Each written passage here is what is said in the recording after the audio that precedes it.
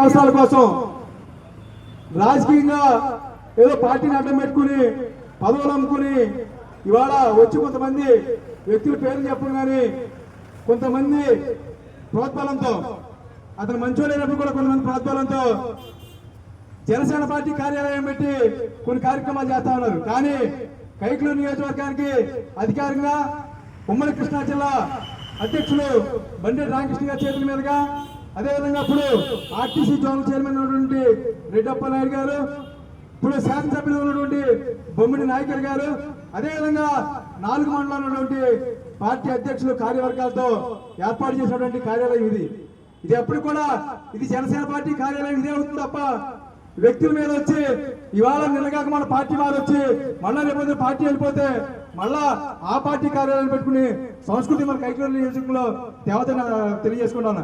ఎందుకంటే ఇది జనసేన పార్టీ చిన్న చిన్న కుర్రవాళ్ళు కష్టం, ఇవాళ ఆ కష్టం మీద మేసిన రోడ్డు మీద మీరు కార్లే తిరగండి, కానీ మాకు కనీసమైన గౌరవం ఇస్తేనే మీకు కూడా మీ ఇంటికి ఎంత దూరం మా ఇంటికి అంతే దూరం అని తెలియజేసుకుంటాను.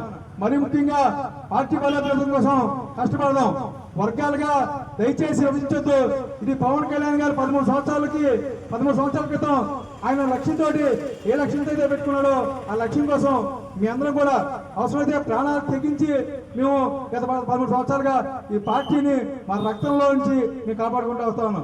మీ రాజకీయ అవసరాల కోసం ఇక్కడికి వచ్చి సెంటర్ పొందినటువంటి మా జనసేన సైనికులు కూడా అంతే గౌరవం కోరుకుంటూ ఎప్పటికీ ఎల్లప్పటికీ కూడా కైకలూరు నియోజకవర్గ జనసేన పార్టీ కార్యాలయం ఇదే అవుతుందని తెలియజేసుకుంటూ మరొకసారి మనం ఏదైతే పవన్ కళ్యాణ్ గారు సభ్యత్వ నమోదు కోసం ఈ కార్యక్రమాన్ని వాయిదా చేశారో మనందరం కూడా నియోజకవర్గంలో పెద్ద ఎత్తున ఈ సభ్యత్వ కార్యక్రమాన్ని విజయవంతం చేయాలని మనస్ఫూర్తిగా కోరుకుంటూ ఈ యొక్క కార్యక్రమానికి ఇచ్చేసినటువంటి ఇంత స్వల్ప సమయంలో వచ్చినటువంటి ముఖ్య నాయకులందరూ కూడా పేరున హృదయపూర్వక ధన్యవాదాలు తెలియజేసుకుంటూ సెలవు తీసుకున్నాను.